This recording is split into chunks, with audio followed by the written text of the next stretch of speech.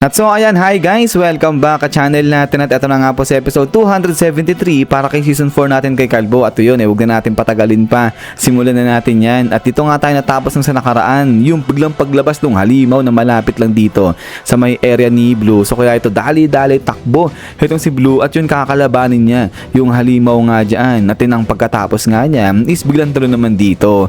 Sa side na nila sa itama at ito nga strong mids gather here. At ayun, nakasiluwit lang itong si Saitama pero kasama niya na nga rito.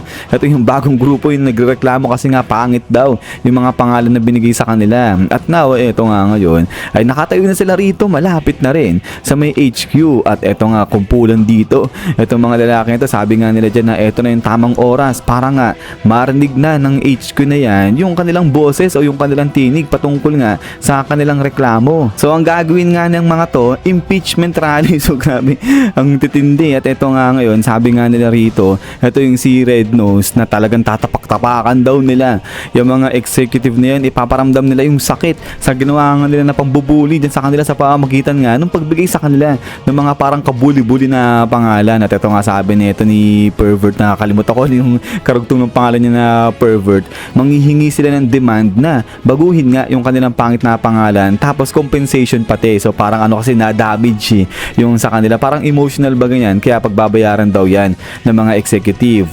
Tapos eto si Degenerate naman, sabi niya nga dyan, pagpapaliwanagin niya yung mga yan kung bakit siya binigyan ng pangalan na The Great Degenerate kasi talaga kala mo pinaglaruan siya At eto ngayon si Manong yung pulang ilong, sabi niya nga dyan, binigyan siya yung pangalan na Lasanggero, hindi naman daw siya umiinom. Sabi niya ganyan, never pa nga raw siyang uminom talagang pula lang yung kanyang ilong. Simula daw yun talaga nung pinanganak siya, sabihin since birth talagang pula na yung kanyang ilong, di dahil sa manginginom siya.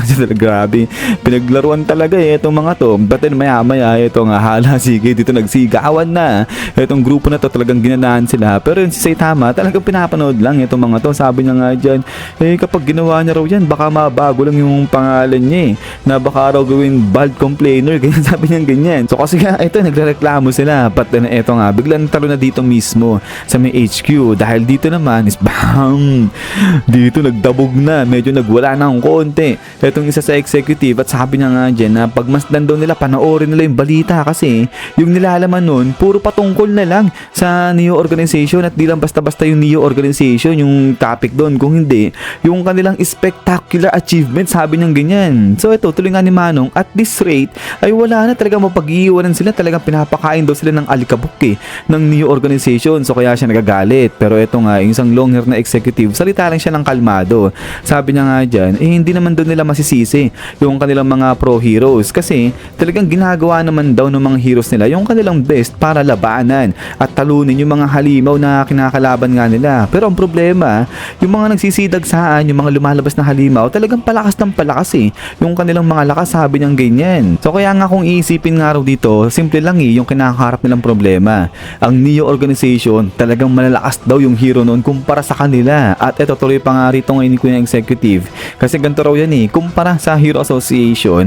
Yung Neo Organization kasi talagang nag-put up sila ng mga leaders. So kasi yung Hero Association, ang style daw niyan ay talagang yung mga trabaho pinagkakatiwala nila sa kada individual na hero ng Hero Association. So unlike nga dito sa Neo Organization, meron nga sila itong si Raiden pala, itong si Axel, saka nga itong si Wavichan, at meron pa silang mga iba't ibang mga leaders na ayan yung nangunguna o namumuno sa kada team. So talaga mas malakas sila kasi grupo sila kung lumakad kung lumaban dun sa mga halimaw. Unlike sa Hero Association, pag may isang halimaw parang isang hero lang din yung dinidispatch. So tama nga naman talaga yun. At eto nga ngayon tuloy nga nung isang executive na ang kulang nila dito isang leader. So kasi nga kung iisipin daw, parang ang may pakialam lang daw talaga sa Hero Association yung talagang nag-lead.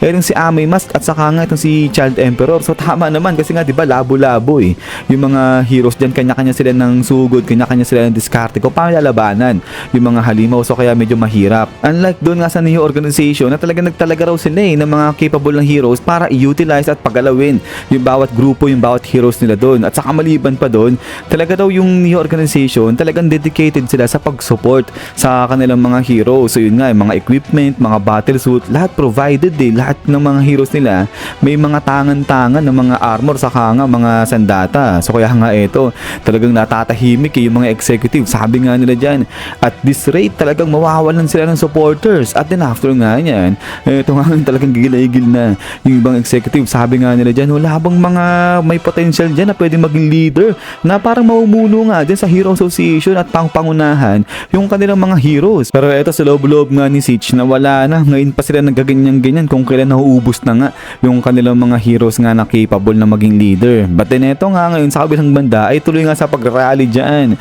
Itong mga grupo na nga na to. At ayun si Saitama nasa likod lang, tahimik lang siya, nakikisama sa grupo na nga na to. But then maya-maya, ito nga, bigla nagsigaw-sigaw na nga rito. Itong mga nag-rally sa labas, mag-i-start na sila na yung kanilang impeachment rally na tinatawag. At then pagkatapos nga niyan ito, habang nag-rally sila, biglang nag-alarm ng pagkalakas-lakas dito sa may HQ. At dito na nga ngayon in-announce na nakatanggap sila ng report mula sa ibang mga branches pa nila at sinasabi na talagang emergency itong report na to dahil across sa mga iba't ibang mga multiple regions nagsilabasan yung mga halimaw, pero hindi basta-basta mga halimaw lang, kung hindi mga dragon threat level na halimaw. So kaya nga ito talagang natakot at nagulat dyan itong mga executive. Sabi nga nila mga level dragon nga, mga dragon threat level na halimaw sabay-sabay nagsilabasan. Sabi nilang ganyan, hindi usual yan kasi diba pag dragon threat level usually isa lang yung lumalabas dyan, pero ito sabay-sabay 5 yung lumabas, sabing ganyan. At eto nga ngayon talagang kumalat na yung balita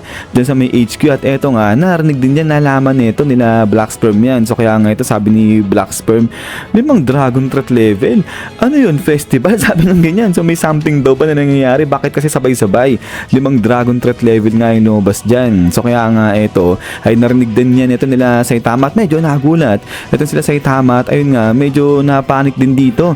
Ito sila Butterfly DX, din nila alam kung anong gagawin kasi nga parang first time lang nangyari sa history. Pero dito ay sinabi na nga ng HQ na pansamantala isasara muna nila yung mga gates nga dyan. So hanggang di pa raw nare-resolve, hanggang di pa natatapos yung mga halimaw na nga na yun para din sa kaligtasan o para nga sa seguridad ng mga nakatira nga dito sa may HQ. Di ba kasi may mga mayayaman na nakatira dyan, yung mga citizen nga na pumili tuloy na pinili na manirahan dyan sa may HQ.